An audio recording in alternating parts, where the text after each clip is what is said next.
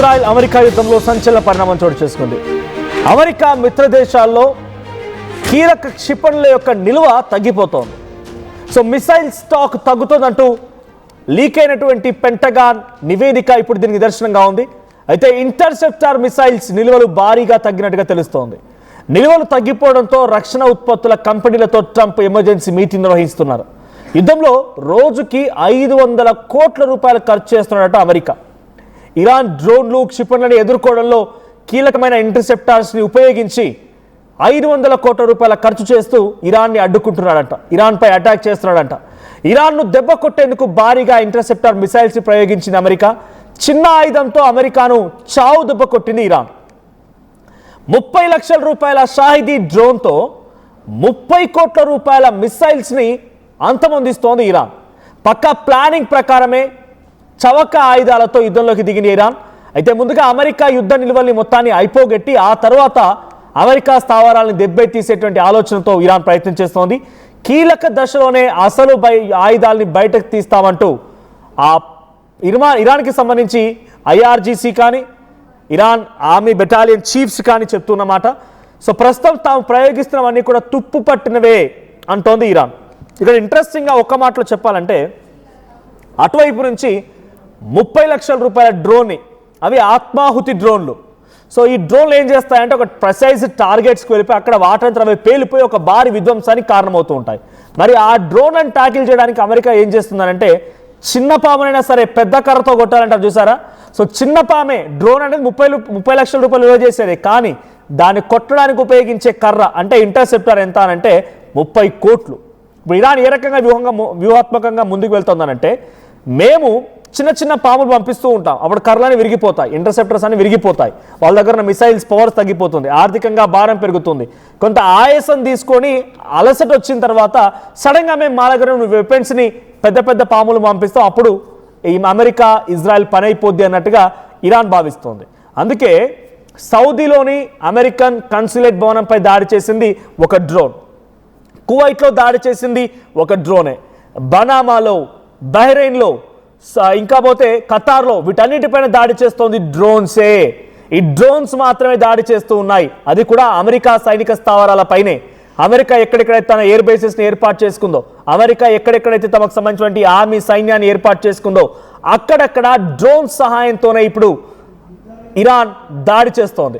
అయితే ఇరాన్ చేసినటువంటి దాడి కేవలం ఒక్కో డ్రోన్ 30 లక్షల రూపాయల విలువ. అదే డ్రోన్ని ట్యాకిల్ చేయడానికి ఉపయోగించినటువంటి ఇంటర్సెప్టర్ 30 కోట్లు. ఇప్పటికే రోజుకి సగటున 500 కోట్ల రూపాయల డబ్బులు వెచ్చిస్తోందంట అటు అమెరికా. 500 కోట్లు. సో 500 కోట్ల రూపాయలు పెట్టి యుద్ధం చేస్తోంది అమెరికా రోజుకి. ఇప్పటికే సుమారుగా యుద్ధం ప్రారంభమై కూడా అటు ఇటుగా 5-6 రోజులు కావస్తుంది. అంటే ఇప్పటికే 3-4 వేల కోట్ల రూపాయలు ఖర్చు చేసి ఉంటుంది. 3-4 వేల కోట్ల రూపాయలు ఇప్పటికే ఖర్చు అయిపోయాయి. అటు నిల్వలు తగ్గిపోతున్నాయి, అంటే యుద్ధ సామాగ్రి నిల్వలు తగ్గిపోతున్నాయి. వెంటనే వాటిని తయారు చేసినటువంటి కంపెనీలతో ఎమర్జెన్సీ మీటింగ్ కాల్ఫర్ చేశారు ట్రంప్. ఎందుకంటే ఆ ఇంటర్సెప్టార్ని అన్నీ అయిపోతున్నాయని చెప్పి భావిస్తోంది. ఇరాన్ ఏం చెప్తోందంటే మా దగ్గర ఇంకా బలమైనటువంటి ఆయుధాలు ఉన్నాయి. మేము ప్రతిసారి ఆర్టీవీ చెప్తూనే వచ్చింది, ఇరాన్లో అండర్ గ్రౌండ్ సిటీస్ ఉన్నాయంట, వాటర్లో ఉపయోగించే వెపన్స్ ఉన్నాయంట, అండర్ గ్రౌండ్ సిటీస్ నుంచి సైతం వెపన్స్ని బయటికి తీసి చంపేటువంటి శక్తి సామర్థ్యాలు మా దగ్గర ఉన్నాయని ఇరాన్ భావిస్తోంది. లేకపోతే ఒకే ఒక్క దేశం ఇజ్రాయెల్ని, కువైట్ని, ఖతర్ని, సౌదీని, ఇరాక్ని, బహ్రెయిన్ని, బనామాని, అమెరికాని, ఇన్ని దేశాలను ఢీకొనగలుగుతుందా?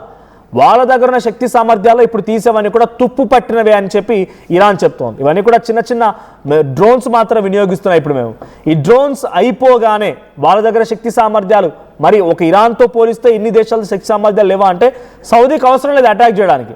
సౌదీకి ఎట్టి పరిస్థితులు అటాక్ చేయడానికి అవసరం లేదు, అవసరం కూడా లేదు. కువైట్కి అవసరం లేదు, ఖతార్కి అవసరం లేదు, బనామాకి అవసరం లేదు, బహ్రెయిన్కి అవసరం లేదు. వాళ్ళు డైరెక్ట్గా యుద్ధంలోకి దిగిపోయి తమ మిసైల్స్, తమ దగ్గర ఉన్నటువంటి ఎక్విప్మెంట్ని ఉపయోగించి ఇరాన్పై దాడి చేసేటువంటి ఆవశ్యకత వాళ్ళ దగ్గర లేదు. బికాజ్ ఇరాన్ డైరెక్ట్గా దేశాలను కొట్టట్లేదు, ఆ దేశంలో ఉన్నటువంటి అమెరికా సైనిక స్థావరాలను కొడుతోంది, అమెరికా బేసెస్ని కూల్పేస్తోంది, అమెరికా కన్సులేట్ భవనాల్ని కుప్పకూల్చేస్తోంది, అమెరికా అక్కడ ఉన్నటువంటి ఎక్స్టర్నల్ అఫైర్స్ బిల్డింగ్ని కూల్చేస్తుంది. అంతేగాని అక్కడ ఇండివిజువల్గా ఆయా దేశాలపైన దాడి చేసే సందర్భాలు తక్కువే. ఉదాహరణకి సౌదీలో ఆరంకో ఉంది, ఆరంకో ఆయిల్ రిఫైనరీ ఉంది. ఆ ఆయిల్ రిఫైనరీలో కూడా పెద్ద మొత్తంలో సౌదీ నుంచి అమెరికాకు సంబంధించి అంటే వాళ్ళతో మ్యూచువల్ రిలేషన్షిప్లో భాగంగా ఆ కంపెనీ నడుస్తోందంట. సో కొన్ని ఆయిల్ రిఫైనరీస్ పైన ఇరాన్ దాడి చేసింది. కానీ ఆ దాడిని తీవ్రంగా తీసుకొని సౌదీలు లేకపోతే ఇరాక్లు ఖతార్ ఈ దేశాలు డైరెక్ట్గా అటాక్ చేయాల్సిన ఆవశ్యకత వాళ్ళకు లేదు అని భావిస్తున్నాయి. అందుకే అమెరికా సహాయం తీసుకుని అమెరికా డైరెక్ట్గా మిసైల్స్ ఇచ్చి, అమెరికా డైరెక్ట్గా ఇంటర్సెప్టార్లు ఇచ్చి, అమెరికా డైరెక్ట్గా డిఫెన్స్ సిస్టాలు ఇచ్చి ఆ దేశంలో నుంచి వారి సైనిక స్థావరాలని అక్కడికి దింపి వారి చేత ఇరాన్పై దాడి చేయిస్తున్నారు. డైరెక్ట్గా సౌదీకి కానీ ఖతార్కి కానీ ఎటువంటి డైరెక్ట్ ఫైనాన్షియల్ ఎఫెక్ట్ మాత్రం లేదు. కానీ ఈ ఎఫెక్ట్ ఈ భారం మొత్తం మోస్తోంది అమెరికానే. ఒక రోజుకి 500 కోట్ల రూపాయలు వెచ్చించాల్సి వస్తుందని అర్థం చేసుకోండి ఏ స్థాయిలో యుద్ధం జరుగుతోందో. అదే అటువైపు ఇరాన్ విషయానికి వస్తే 30 లక్షల రూపాయల డ్రోన్తో 30 కోట్ల రూపాయల ఇంటర్సెప్టర్ని పేల్చేస్తోంది. సో వాళ్ళు ఇప్పుడు ఏం చేస్తున్నారంటే మేము మొత్తం వాళ్ళు అలసిపోయి మొత్తం అలమట్టిస్తున్న సిచ్యువేషన్లో మేము వెళ్ళి అప్పుడు అటాక్ చేస్తాం, వాళ్ళంతా అలసిపోవాలి అన్నట్టుగా వాళ్ళు భావిస్తున్నారంట. సో ఈ అలసిపోవడం అనేటువంటి మాట ఇరాన్ అమెరికా ఇజ్రాయెల్ విషయంలో చెప్తుందనంటే నిజంగా అతిశయోక్తి అవుతోంది. బికాజ్ హైయెస్ట్ వార్ వెపన్ ఉన్నటువంటి దేశం అమెరికా, సో హైయెస్ట్ టెక్నాలజీ పరంగా ఉన్న దేశం ఇజ్రాయెల్. మరి రెండింటి దేశాలు అలసిపోవాలన్న ఆలోచన ఇది మూర్ఖత్వం అంటామా? లేదు, నిజంగానే ఆ స్థాయిలో ఇరాన్ ఒక ప్లాన్ ఎగ్జిక్యూట్ చేసి సిద్ధంగా ఉందా తెలియదు. కానీ ఒక పెద్ద మొత్తంలో ఆపరేషన్ జరుగుతోంది. సో ఈ ఆపరేషన్ ఎక్కడి వరకు వెళ్తున్నా చూడాలి. సో పైపెచ్చు ఇంకా అక్కడ ఇరాన్లో ఉన్నటువంటి వాళ్ళు చెప్తున్న మాట ఏంటంటే అమెరికాను ఆర్థికంగా దెబ్బతీయడం, తమపై యుద్ధం ఆపే దిశగా ఒత్తిడి తేవడమే ఇరాన్ లక్ష్యం అంట. ఇక చమురు ట్యాంకరు నౌకలపైన దాడులు చేసేవన్నీ కూడా చిన్న ఆ వ్యూహంలో భాగమే అని చెప్తున్నారు. సో ఇప్పుడు ప్రస్తుతానికి అమెరికా సైనిక స్థావరంలోని AN-132 ఫేజ్డ్ అరే రాడార్ పై ఇరాన్ క్షిపణులతో దాడి చేసిందట. అది పూర్తిగా ధ్వంసమైపోయింది. అమెరికా నిఘా వ్యవస్థలను కూడా అత్యంత కీలకమైనటువంటి రాడార్ విలువ సుమారుగా 10,130 కోట్ల రూపాయలు. ఆ 10,130 కోట్ల రూపాయల రాడార్ సిస్టమ్ని ఇప్పుడు ఇరాన్ బ్రేక్ చేసింది. 5 రోజుల పాటుగా యుద్ధం జరుగుతోంది. ఈ యుద్ధంలో రోజుకి సగటున 500 కోట్ల రూపాయలు అనుకున్నా కూడా 3,000 నుంచి 4,000 కోట్ల రూపాయలు ఇప్పటికే వెచ్చించింది. ఇక ఇరాన్ వద్ద 2,000 బాలిస్టిక్ క్షిపణులు ఉన్నాయంట. అంతకు 10 షాహిదీ డ్రోన్లు కూడా ఉన్నాయట. ఇరాన్ ఇప్పటి వరకు 1000 వరకు మాత్రమే ఆ క్షిపణులను ఉపయోగించింది. అయితే మిగతా అంతా షాహిదీ డ్రోన్లు వినియోగిస్తోంది యాజ్ ఆఫ్ నౌ. సో ఈ షాహిదీ డ్రోన్లు ఉపయోగించడం గల ప్రధాన కారణం డైరెక్ట్గా వెళ్ళిపోయి అక్కడ భారీ నష్టం వాటిల్తుందని. దీంట్లో రష్యా ఇతర ఉత్పత్తిదారులు కలిపి రోజుకు 100 కొద్దీ షాహిదీ డ్రోన్లని తయారు చేయగల సామర్థ్యం ఉన్నవంట. సో దీంతో ఇరాన్కి కొరత లేకుండా పోయింది. రష్యా కూడా ఒక రకంగా వాళ్ళకి అగ్రిమెంట్లో భాగంగా రష్యా కూడా డ్రోన్లు అందిస్తోందట. సో ఎక్కువ మొత్తంగా వనరులను ఖర్చు చేసేదానికంటే కూడా చిన్న విషయంలో చిన్న వీటిని ఉపయోగించి అటువైపు వాటిని ఢీ కొట్టొచ్చనే ఆలోచనతో ఇరాన్ చేస్తోంది. అయితే అమెరికా వాల్ స్ట్రీట్ జర్నల్ అనేటువంటి ఒక జర్నల్ ఇచ్చినటువంటి కథనం మేరకి రష్యాతో యుద్ధం కోసం ఉక్రెయిన్కి భారీగా ఆయుధ సాయం, గాజాలో ఇజ్రాయెల్ దాడులకి సాయంతో ఈ పరిస్థితి తలెత్తిందట. సో ఇప్పటికే అటు ఉక్రెయిన్కి ఆయుధ సామాగ్రి అందించింది అమెరికా, టర్కీకి ఆయుధ సామాగ్రి అందించింది, అటు గాజాపై యుద్ధానికి ఇజ్రాయెల్కి అందించింది.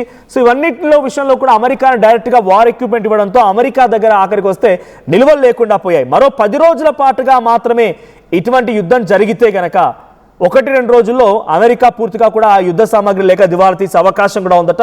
డైరెక్ట్గా పెంటగాన్ అంటే వార్ ఎక్విప్మెంట్కి సంబంధించి ఇచ్చిన రిపోర్ట్, పెంటగాన్ రిపోర్ట్ ఇచ్చిన నివేదిక ఆధారితంగా ఈ విషయాలు తెలుస్తూ ఉన్నాయి. సో అయితే కొరత తలెత్తే అవకాశం ఉంది అని మాత్రమే ఆ రిపోర్ట్లో పొందుపరిచారు. బట్ చాలా మంది అనలిస్ట్ చెప్తున్న మాట, ఇంటర్నేషనల్ కథలో వస్తున్న మాట ఏంటంటే అటు గాజాపై దాడికి ఇజ్రాయెల్కి, రష్యాపై దాడికి ఇరాన్కి, టర్కీకి వీటన్ని దేశాలకు అందించిన మూలంగా వాళ్ళ దగ్గర యుద్ధ సామాగ్రి లేకుండా పోయిందట. సో తక్కువ ఖర్చుతో షాహిదీ డ్రోన్లు ఉపయోగించి ఈ యొక్క యుద్ధంలోకి దిగి సుమారుగా 2,000 డ్రోన్లు ఇప్పటివరకు ప్రయోగించింది 1000 మాత్రమే క్షిపణులు. ఇటువైపు డ్రోన్లు రోజుకి 100 కొద్ది వస్తూ ఉన్నాయి. సో యాజ్ పర్ అగ్రిమెంట్ ఇంకా ఈ తలెత్తుతోంది యుద్ధానికి సంబంధించి. సో గల్ఫ్ దేశాల్లోని అమెరికా సైనిక స్థావరాల పైన, ఎంబసీ బిల్డింగ్స్ పైన ఇరాన్ పెద్ద సంఖ్యలో ఈ డ్రోన్లను ఉపయోగించి సుమారుగా 18 లక్షలు ఇప్పటివరకు అయినటువంటి ఖర్చు ఒక్కో డ్రోన్ పైన 18 లక్షల ఎగ్జిక్యూషన్ కోసం అంతా కలిపితే మహా అయితే ఒక 30 లక్షలు అటు ఇటుగా యావరేజ్గా 30 లక్షల రూపాయల డ్రోన్తో 35 కోట్ల రూపాయలు విలువ చేసినటువంటి ఇంటర్సెప్టర్స్ని ఢీకొట్టింది. సో అయితే ఈ సంఖ్య 1045 మంది ఇప్పటికే ఇరాన్లో ప్రాణాలు కోల్పోయారు. దాంతోపాటుగా ఇటు ఆయన మృతదేహాలకు సంబంధించి సమాధి చేస్తున్న నేపథ్యంలో సంఖ్య ఇప్పటివరకు 787 మాత్రం నోటెడ్ అయిందంట. ఇంకా అక్కడ ఎటువంటి సిచ్యువేషన్ ఉంటుందో చూడాలి. ఇరాన్లో రోజు రోజుకి మరణాల సంఖ్య పెరుగుతోంది, కానీ వాళ్ళ ధీమా మాత్రం తగ్గడం లేదు, వాళ్ళ ధైర్యం మాత్రం తగ్గడం లేదు.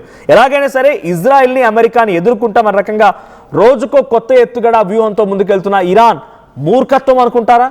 వాళ్ళ దగ్గర యుద్ధ సామాగ్రి మొత్తాన్ని తర్వాత ఉపయోగిస్తాం, ఇప్పుడు కాదు తర్వాత ఉపయోగించి ఆ తర్వాత వారిని ఢీ కొడతామని చెప్పేటువంటి ఈ మాటలు మూర్ఖత్వంగా చూస్తున్నారా లేదంటే వ్యూహం అనుకుంటున్నారా? మీ అభిప్రాయం ఏంటి? కామెంట్ చేయండి.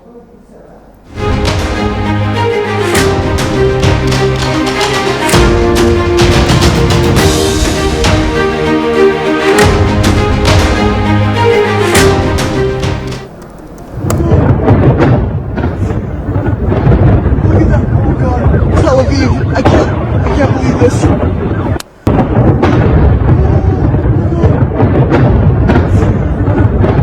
Look at that. Oh God. Tel Aviv. I can't. America యుద్ధాన్ని మొదలుపెట్టిన మొదటి రోజే ఎప్పుడైతే అలీ ఖమేనీని అంతమొందించాలని చెప్పి యుద్ధాన్ని మొదలుపెట్టిందో అదే రోజున 7,000 కోట్ల రూపాయల డబ్బుల్ని ఖర్చు చేసిందంట.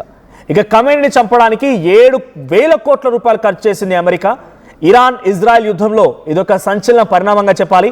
సో అలీ ఖమేనీ అంతమొందించడం కోసం 7,000 ఖర్చు పెట్టడంతో పాటుగా సగటున రోజుకి యావరేజ్గా ఆ యుద్ధ సామాగ్రి ఇంటర్సెప్టర్లను ఉపయోగించి ఆ డ్రోన్స్ని ఎదుర్కోవడం కోసమే 500 కోట్లు ఖర్చు చేస్తోంది. అంటే ఒక్కో డ్రోన్కి నేను చెప్పినట్టుగా 40 కోట్ల రూపాయలు వేసుకున్నా కూడా రోజుకి సగటున 100 డ్రోన్లని ఖర్చు చేయాల్సి వస్తుంది, లేకపోతే పదుల సంఖ్యలో డ్రోన్లని ఆ ఇంటర్సెప్టార్స్ని ఉపయోగించాల్సి వస్తుంది. సో ఇంటర్సెప్టార్స్ని ఉపయోగించినప్పుడల్లా ఒక్కో ఇంటర్సెప్టార్కి 40 కోట్లు. ఈ రకంగా రోజుకి సగటున 500 నుంచి 600 కోట్ల రూపాయలు ఖర్చు చేయాల్సి వస్తుంది అమెరికా. సో ఇక్కడ అమెరికా పైన ఇరాన్ వేస్తోంది వ్యూహమా లేదంటే మూర్ఖత్వమా?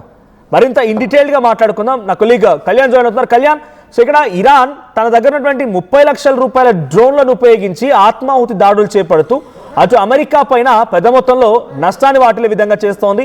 ఇంటర్సెప్టర్స్ 30 కోట్ల రూపాయలు ఇంటర్సెప్టర్స్ని అటు అమెరికా వాడుతుంది, 30 నుంచి 40 కోట్ల రూపాయలు సుమారుగా. సో ఆ ఇంటర్సెప్టర్ని వాడి డ్రోన్ అడ్డుకుంటోంది. సో అటు నష్టం ఎక్కువగా ఆర్థికంగా అమెరికా వైపు ఉంది. దీని వ్యూహం అంటోంది ఇరాన్. సో ఈ వ్యూహం నిజంగా వర్కౌట్ అవుతుందా? ఈ వ్యూహం ఎంత మేరకు జరిగే అవకాశం ఉంది? ఇప్పటికే 1000 మంది ప్రాణాలు పోయాయి, ఇంకా వ్యూహం అంటూ మాట్లాడుతోంది అమెరికా అంటే ఎలా చూడాలి? మనోజ్, ప్రస్తుతానికి ట్రంప్ అడ్మినిస్ట్రేషన్ చాలా అర్జెంట్ గా ఇటు వైట్ హౌస్ లో ఫస్ట్ వీక్ ఆఫ్ మార్చ్ లోనే ఒక మీటింగ్ అయితే అరేంజ్ చేసింది. ఇటు అంటే ఈ మిసైల్స్ ని మ్యానుఫ్యాక్చర్ చేసే కంపెనీస్ అంటే ప్రైవేట్ కాంట్రాక్టర్స్, డిఫెన్స్ కి సంబంధించిన కాంట్రాక్టర్స్, లాక్ హీడ్ మార్టిన్ అనే కంపెనీ కావచ్చు, అలాగే ఆర్టీఎక్స్ అంటే రేథియాన్ అనే ఒక కంపెనీ, ఈ కంపెనీస్ తో యాక్సలరేట్ చేయండి, వెపన్స్ ప్రొడక్షన్ పెంచండి అంటే ఒక meeting Trump administration white house లో చేసింది. ఎట్ ద సేమ్ టైం వాడుతుంది అమెరికా పేట్రియాట్ మిసైల్స్ కి సంబంధించిన ఇంటర్సెప్టర్స్ షార్టేజ్ రావడంతో ఇటు సౌత్ కొరియాలో, ఇటు నార్త్ కొరియా అంటే కిమ్ జాంగ్ ని బెదిరించడానికి ఏవైతే కొరియాలో పేట్రియాట్ అడ్వాన్స్ కి సంబంధించిన PAC-3 అనే మిసైల్స్ అక్కడ పెట్టిన మిసైల్స్ ని కూడా ఇప్పుడు మిడిల్ ఈస్ట్ కి ఇమీడియట్ గా షిఫ్ట్ చేసినట్టే అర్థం చేసుకోవచ్చు సిచ్యువేషన్ ఎలా ఉందనేది. సో మీరు అన్నట్టు ఇటు 30 కోట్లు వర్సెస్ 30 లక్షలు అనుకుంటే ఒకసారి మనం దాని గురించి కూడా మాట్లాడుకునే ప్రయత్నం చేద్దాం. ఇరాన్ ప్రస్తుతానికి ఇటు షాహీద్ 136 అనే సూసైడ్ డ్రోన్స్, ఈ మ్యూనిషన్ కి సంబంధించిన ఈ డ్రోన్స్ ని వాడుతుంది. దాని ధర 16 లక్షల నుంచి 41 లక్షల రేంజ్ ఉంటుంది ఆ మిసైల్స్ కి సంబంధించిన రేంజ్. సో మొత్తానికి అయితే అంటే తక్కువ కాస్ట్, అంటే ఈ తక్కువ కాస్ట్ కి సంబంధించిన ఈ డ్రోన్స్ ని ఇంటర్సెప్ట్ చేయడానికి, వాటిని న్యూట్రలైజ్ చేయడానికి అమెరికా వాడుతున్న మిసైల్స్ ఏంటి, అమెరికా దగ్గర ఉన్న పవర్ ఏంటి అంటే దాని దగ్గర స్టాండర్డ్ మిసైల్స్ ఉన్నాయి. ఏంటి అది దృష్టిలో పెట్టుకొని కోల్డ్ వార్ తర్వాత వీటినే ప్రొడ్యూస్ చేసింది. కానీ ఇప్పుడు లేటెస్ట్ వార్ఫేర్ మనం చూస్తే రష్యా యుక్రెయిన్ కి సంబంధించిన వార్ఫేర్ కావచ్చు, ఇలాంటి వార్ఫేర్స్ లో యూజ్ చేసే ఈ డ్రోన్స్ కి తగ్గట్టు మిసైల్స్ అమెరికా దగ్గర లేకపోవడం ఒక మిస్టేక్ అని చెప్పుకోవచ్చు. మొత్తానికైతే ఇటు $2.5 మిలియన్ నుంచి $4 మిలియన్, అంటే దాదాపు 20 నుంచి 30 కోట్ల మధ్యలో ఆ రేంజ్ లో ఉన్న మిసైల్స్ నే ఈ చిన్న డ్రోన్స్ ని న్యూట్రలైజ్ చేయడానికి అడ్డుకోవడానికి ప్రస్తుతానికి అమెరికా యూజ్ చేస్తుంది. మరో పక్కన దాదాపు రోజు $60 మిలియన్ ని ప్రస్తుతానికి ఇటు అమెరికా ఖర్చు చేస్తున్నట్టు తెలుస్తుంది. ఇటు థ్యాంక్ యూ కళ్యాణ్. సో మొత్తంగా ఇరాన్ ఇజ్రాయెల్ అమెరికా యుద్ధంలో ఇదొక పెద్ద మొత్తంలో ఒక సంచలన పరిణామం అని చెప్పాలి.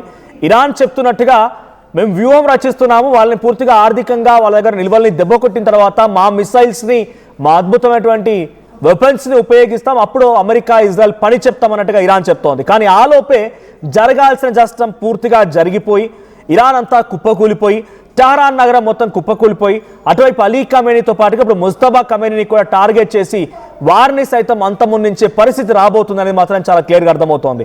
ఇరాన్ వ్యూహాత్మకంగా ముందుకెళ్తామనేటువంటి ఆలోచనలో భాగంగా ముందుకెళ్తున్నప్పటికీ ఇదంతా మూర్ఖత్వం అనే రకంగానే మాట్లాడుతున్నారు చాలామంది అనలిస్టులు కూడా.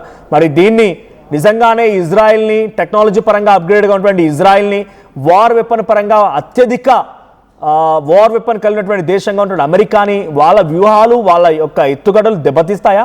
సో ఏం జరుగుతుందో చూడాలి. సో యాజ్ ఆఫ్ నౌ 30 లక్షల రూపాయల డ్రోన్ని ఉపయోగించి 40 కోట్ల రూపాయల ఇంటర్సెప్టార్ని మేము ఢీకొనగలుగుతున్నామని చెప్పి ఆనందంగా గట్టిగా ప్రగల్భాలు పలుకుతోంది ఇరాన్. మరి దీన్ని ఎలా ట్యాకిల్ చేయబోతోంది, దీని వ్యూహాన్ని అమెరికా పసిగట్టిందా, ఇజ్రాయెల్ దీనికి ఎలా కౌంటర్ ఇవ్వబోతుందో చూడాలి.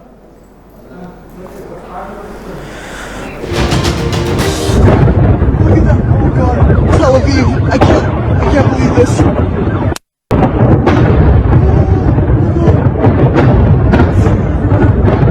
Look at that, oh God, Tel Aviv, I can't believe this.